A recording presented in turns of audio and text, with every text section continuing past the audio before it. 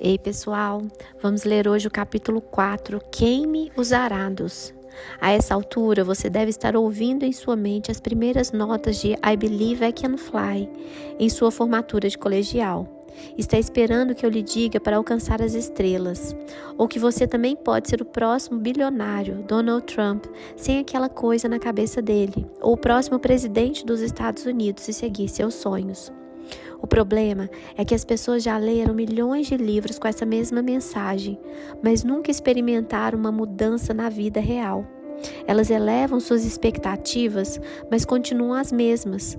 Você continua o mesmo, o que me leva a perguntar: se Deus chamou todos nós para fazermos coisas grandes, então por que a maioria das pessoas não experimenta isso? Se todos são chamados para algo maior, por que tantas pessoas ficam presas? A história de Eliseu sugere que é porque muito frequentemente escolhemos o lugar errado para começar a buscar as grandes coisas que Deus tem para nós. Nesse capítulo, quero lhe mostrar que viver as coisas grandes da vida não começa com construir uma maquete do seu novo eu, ou sonhar sonhos grandes e imaginar coisas boas. Sua vida maior não começa com construir uma casinha dos sonhos. Começa com queimar sua velha casa. Temos que começar com um incêndio intencional, o romper mais corajoso. Quando a capa de Elias pousa, nasce um grande destino nos ombros de Eliseu. Eliseu vai além de correr atrás dele. Ele se certifica de que não existe mais nada para onde voltar. Eliseu apanhou sua parelha de bois e os matou. Queimou o equipamento de arar para cozinhar a carne e a deu ao povo, e eles comeram. Depois partiu com Elias e se tornou seu auxiliar. 1 Reis 19, 21. Eliseu destruiu e deu como comida para seus amigos, os animais que eram seu único meio de sustento. Isto parece extremo para nós. Afinal, ele poderia tê-los entregado com laços de presente no pescoço, ao invés de servi-los como guisado. Mas Eliseu vivia numa sociedade em que o sacrifício cerimonial era compreendido. Então, assar os bois em celebração ao recém-descoberto chamado de Eliseu não era algo sem precedentes. Seus atos podem ofender a PETA, que é uma ONG engajada na causa de proteger animais de todos os atos de exploração humana desnecessária e abusiva, mas não necessariamente seus vizinhos. Aqui vem a parte bizarra. Eliseu não apenas cozinha os bois, ele queima os arados. Agora, quando o filho pródigo volta para a casa de seu pai, na história de Lucas 15, o pai mata o gado de engorda, mas ele não joga sua caixa de ferramentas na fogueira. Mas foi exatamente isso que Eliseu fez. Ele queimou as ferramentas de sua antiga vida. Podemos entender por que Eliseu matou os bois, mas por que os arados?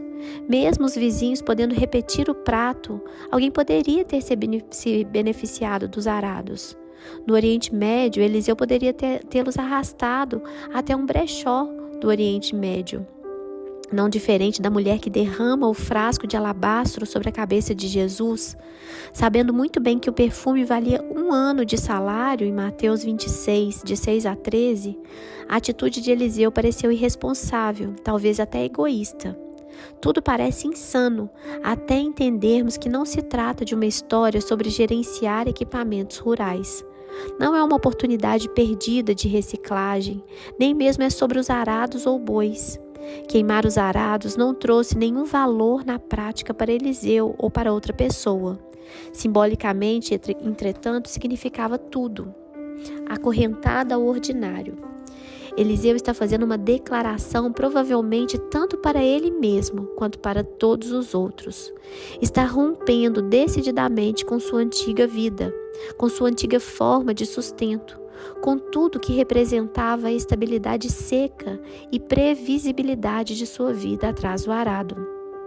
Ele está queimando a jaqueta e a gravata do Clark Kent para poder usar a capa do super-homem. E é aqui que nos desviamos do roteiro da autoajuda comum. É verdade que Deus tinha uma grande vida reservada para Eliseu, maior do que ele jamais conhecera antes. E é verdade que Deus tem para você uma vida maior do que você jamais conheceu antes.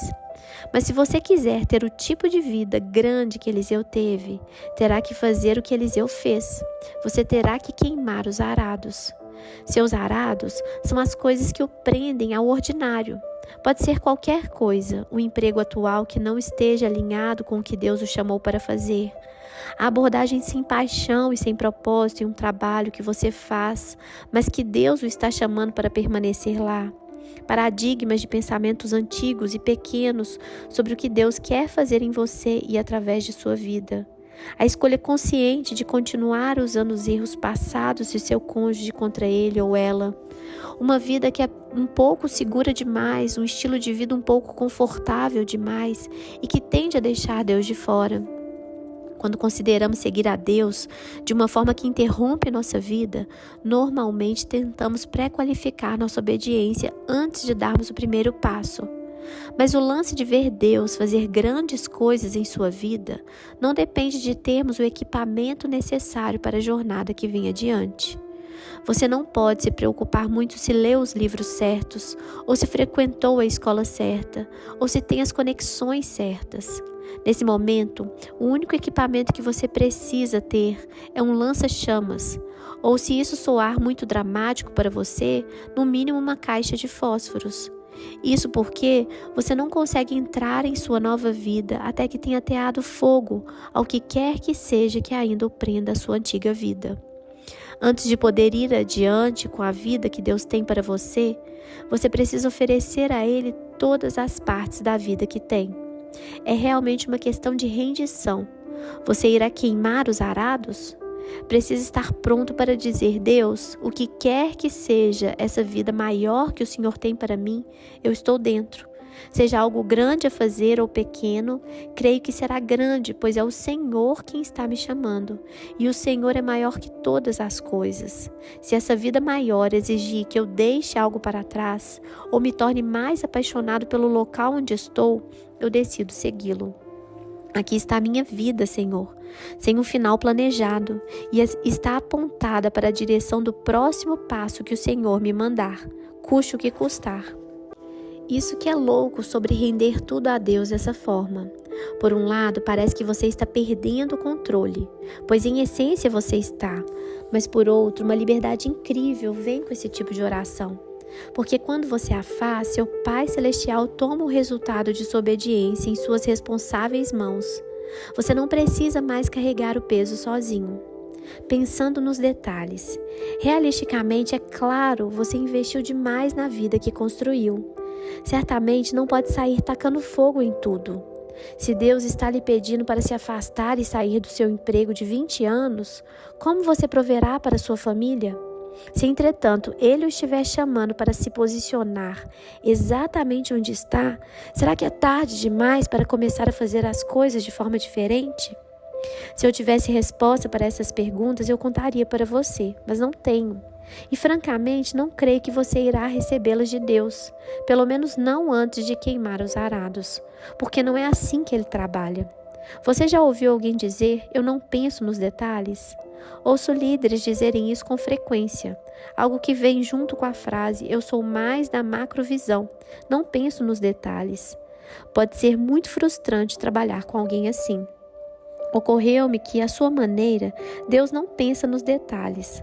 Não estou dizendo que Ele não liga para eles. Jesus disse que sabe o número de fios de cabelo da nossa cabeça e que está ciente de toda folha que cai de uma árvore. Veja Lucas 12, versículos 6 e 7. Não consigo imaginar uma forma mais meticulosa de gerenciar o universo. Meu ponto é, mesmo Deus se importando com os detalhes, Ele não os maneja ou os comunica da forma como a maioria de nós preferiria. Ele não se sente na obrigação de nos explicar todos os planos de contingência ou nos mostrar todas as garantias possíveis. Ele simplesmente nos manda confiar a Ele o resultado, nos ordenando agir com fé e em obediência. Deus não necessariamente nos diz como irá fazer, apenas quem irá fazer. Se você ficar sentado esperando que Ele o conte como irá cumprir o que prometeu antes de começar a queimar seu arado, ficará sentado por muito tempo. Verdade seja dita, provavelmente você ficará sentado a vida toda. E pode ser frustrante seguir um Deus assim. As direções de Deus podem ser dolorosamente vagas e incompletas. Depois de dizer a Abraão, vá para a terra que eu lhe ordenar, ele se cala abruptamente. Veja Gênesis 12:1. Ele não entrega um mapa da estrada, não entrega um plano detalhado da vida, não lhe dá um GPS, apenas a diretiva, Abraão, simplesmente vá. Se você é uma pessoa pragmática, a ideia de que Deus frequentemente o direcionará dessa forma lhe dá arrepios. Mas Deus não estava sendo cruel com Abraão. Existe uma boa razão para ele não se sentir obrigado a lhe dar um sistema de navegação. É porque ele está se oferecendo para ser seu sistema de navegação. Qual dos dois você preferiria ter? O direcionamento de Deus como um produto ou o próprio Deus como seu guia? Ele será fiel com a sua parte do acordo. Ele vai aparecer se você andar. Você não consegue pensar muito longe sobre onde acabará. Pode apenas ir aonde ele o mandar ir hoje. Quando acordar na manhã seguinte, ele o mostrará aonde ir amanhã. E no dia seguinte, ele mostrará aonde ir naquele dia. E no dia seguinte, no próximo e no próximo. Se ele dissesse o caminho todo de uma vez, você provavelmente surtaria. Além do mais, ele está tentando ensiná-lo como andar pela fé. E acima de tudo, sua maior ambição em dar a você coisas maiores não é para que saiba o que fazer, é para saber quem ele é.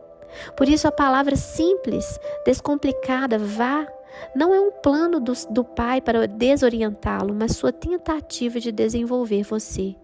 É um imperativo com intenção de compaixão, não de crueldade. Este é o método de Deus, nos ensinar a nos achegarmos a Ele. E nesse processo, recebemos tanto mais do que apenas boas direções. Experimentamos uma intimidade mais profunda com o próprio Deus. Caminhando em uma palavra. No Antigo Testamento, Deus disse a Abraão para ir. No Novo Testamento, Jesus diz para Pedro vir. Mateus 14:29. Não é um comando difícil quando você diz isso ao seu cachorro e tudo que ele precisa fazer é vir andando lentamente do outro lado da sala. Mas quando se está num barco em meio a uma tempestade assustadora e Jesus está parado em cima da água pedindo para você se juntar a ele, é outra coisa completamente diferente. Pelo menos Abraão ganhou uma frase inteira, mas Pedro, com o estômago sacudindo tanto quanto o barco, recebeu apenas uma palavra. Jesus não ofereceu a Pedro um tutorial de como andar sobre as águas. Não deu nenhum detalhe. Ele não mostrou como se inclinar e caminhar e coreografou cada passo. Ele ofereceu apenas um comando e esperava obediência. Ofereceu a Pedro apenas uma palavra. Quando Deus está falando com você, uma palavra é mais que suficiente. Lembro-me de ouvir o evangelista alemão Reinhard Bonk, que passou a sua vida proclamando o evangelho na África, pregar essa palavra de maneira provocativa. Ele diz que quando Jesus deu a instrução de vir, Pedro, na verdade, não andou sobre a água. A água não aguenta. Se você não acredita, coloque sua sunga, dirija até a praia e tente você mesmo. Veja se a água vai lhe sustentar. De acordo com Bonk, Pedro não caminhou sobre a água, ele caminhou sobre a palavra. Pedro saiu e pisou no venha. Você tem fé suficiente em seu Pai para agir em cima de uma palavra? Se tiver, significa que mesmo que você não saiba como vai ser ou como vai terminar, você está disposto a queimar qualquer arado que Ele o pedir para queimar e adentrar na vida que Ele projetou para você. Talvez a única palavra que Ele esteja lhe dando sobre seu casamento é permaneça. Às vezes, queimar o arado significa eliminar o plano de fuga. Talvez a única palavra que Ele está lhe dando sobre seu futuro é confie. Talvez a única ideia que Ele esteja lhe dando sobre sua situação é eu irei prover. Se você vai andar em fé e confiar em seu Pai, vai ver sua vida liberta da tirania do ordinário. Você precisa aprender a obedecer a um Deus que não conta os detalhes. Mas ao obedecer, você estará colocando o resultado nas mãos de um Deus que conhece cada detalhe e as contingências para cada circunstância que você irá enfrentar. Ele fez isso com todos os personagens bíblicos que discutimos aqui. Quando lemos o chamado de Deus na vida deles, parecia que Deus estava improvisando. Na superfície, pode parecer que seu plano era lidar com os detalhes conforme fossem aparecendo. Mas Deus nunca improvisa, Ele conhece o fim desde o começo. Ele tinha o destino final de Abraão mapeado muito antes de ele dar o primeiro passo. Ele estava com seu braço direito estendido para puxar Pedro antes de ele começar a afundar. Só porque Deus não lhe mostra os detalhes, não quer dizer que ele não os conheça. Seu pai é microgerenciador do universo. Se ele agenda a lagarta para alimentar o passarinho e veste as flores com vestidos de grife, quanto mais ele fará por você. Assuma a vida maior sabendo que Deus já preparou tudo com antecedência. Ele lhe dará a ordem do dia quando você chegar no seu trabalho, pois ele está mais interessado em sua plena obediência do que no seu entendimento. É simplesmente a forma como ele gosta de trabalhar. Loja de lembrancinhas. Algumas pessoas nunca recebem o melhor porque não querem largar o bom.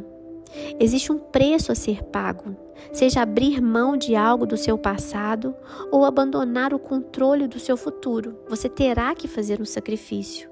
Ainda assim, apenas saber disso não mudará a sua vida. É preciso fazê-lo. Então, quais são as poderosas conexões simbólicas da sua vida que você precisa quebrar para correr em direção ao novo que Deus está lhe entregando? É largar um emprego seguro ou um relacionamento confortável? Significa permanecer onde está e fazer o que tem feito, mas largar a forma desleixada que tem feito? Significa fazer uma doação sacrificial para uma causa do reino que é tão grande que embrulha um pouco o seu estômago só de pensar? Significa abandonar alguns hábitos familiares que lembram a forma que você vivia antes de Deus começar a lidar com você? Somos pessoas sentimentais. Gostamos de nos apegar a lembrancinhas de lugares que estivemos e das coisas que fizemos. Mas quando Deus vem para lhe arrancar das armadilhas da sua vida menos fracassada, não é hora de ser sentimental. Lembro-me dessa história na época da adolescência, começando a seguir a Jesus. Naquela época, minha coleção de CDs era sagrada para mim. Um grande motivo para isso eram minhas aspirações. Eu queria muito ser um astro do rock. Eu tinha uma banda de rock, era a única banda de rock de Moncks Corner. E nós éramos muito bons. Isso me ajudava com as garotas e para alguém não atlético como eu, era uma grande vantagem. Mas depois de me comprometer na verdade com Cristo, ouvir as bandas que eu amava se tornou um problema, porque a mensagem era frequentemente contrária à nova que eu tinha sido chamado para viver. Ela trazia memórias vividas de como minha vida era antes de Jesus ser o centro dela. Não era que o rock and roll era música do diabo e tocar os acordes errados na guitarra era comparável a sacrificar um bode para Beelzebub. A música que eu ouvia não era intrinsecamente má. Não acho que eu teria queimado no inferno por não ter louvores ao Espírito Santo na minha playlist. Ainda assim, eu tomei uma decisão que chocou todos os meus amigos e meio que assustou meus pais. Decidi queimar todos os meus CDs. Quero dizer, destruir. Convidei meus camaradas para irem comigo no meio do mato, onde fiz uma fogueira. Falei para eles que eu não doaria os CDs e os joguei fora no fogo. Eu não os distribuí ou penhorei numa loja de penhores, porque não é isso que se faz quando Deus lhe pede para queimar os arados. Fiquei ali voluntariamente e assisti enquanto Jimi Hendrix e toda a tropa que ele influenciou não apenas ficar perto do meu fogo, mas queimar nele. Agora, tenho vivido bastante para saber que muitas músicas cristãs deveriam ser queimadas, ateadas ao fogo pela polícia do clichê. E sei que tem muita coisa boa no que alguns chamam de música do mundo. Então não estou dizendo que você precisa queimar todos os seus álbuns não cristãos. Estou dizendo que para mim nunca foi por causa da música. Eles não eram simplesmente CDs, eram arados. Eram conexões físicas, tangíveis da vida que eu tinha antes de Jesus me entregar sua capa e me colocar na estrada com ele. Acho que meus antigos CDs seriam boas lembrancinhas, mas virar uma fogueira ainda melhor. Algo sobre o cheiro, estalo e chiado de arados queimando, mesmo com o fedor peculiar de plástico derretido, é muito legal. E não é um bom aroma só para você. Queimar arados é incenso celestial, como velas aromáticas para Deus, disponível também no maravilhoso aroma de plástico queimado. Para as famílias que se mudaram de Shelby para Charlotte para começar a Elevation, queimar os arados significou vender nossas casas e nos mudar. Para os discípulos de Jesus, queimar os arados significou deixar as redes de pesca e os barcos. Veja Mateus 4, 18 a 22. E para você, o que é? O custo da oportunidade. Estou lhe pedindo muito, fazer um inventário de sua vida e ativamente engajar na pergunta: o que é isso, Deus? Qual arado pessoal você quer que eu queime? É drástico cortar vínculos com aquilo que o acorrenta a uma vida que se tornou confortável. Mas lhe prometo, o verdadeiro risco não está em se lançar numa nova vida de coisas grandes, é permanecer em sua vida ordinária. Talvez agora esse pareça um pedido exagerado. Por isso, é importante não apenas calcular o custo de queimar os arados, mas também o custo de não queimá-los.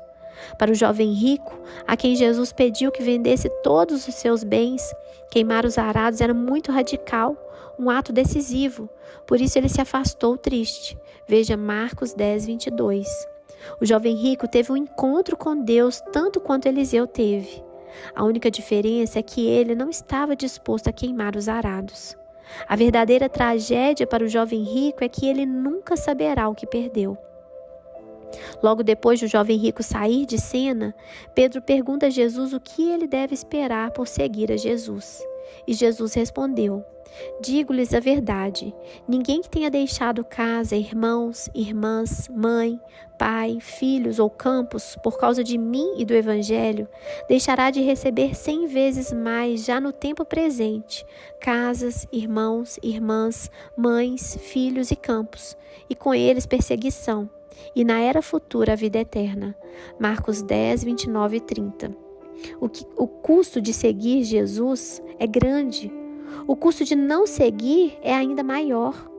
Você abrirá mão de muita coisa para seguir o chamado de Deus em sua vida.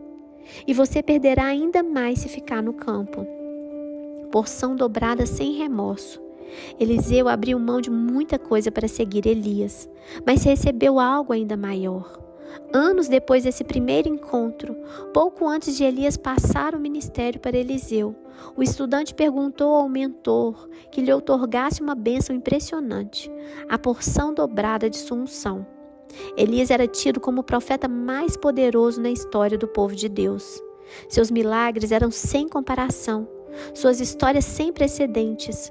Enquanto Elias e Eliseu tinham uma última conversa, agora muitos anos e muitos quilômetros distantes daquele momento fugaz em que Elias entregou sua capa, eles também tinham a intimidade áspera de um pai e um filho.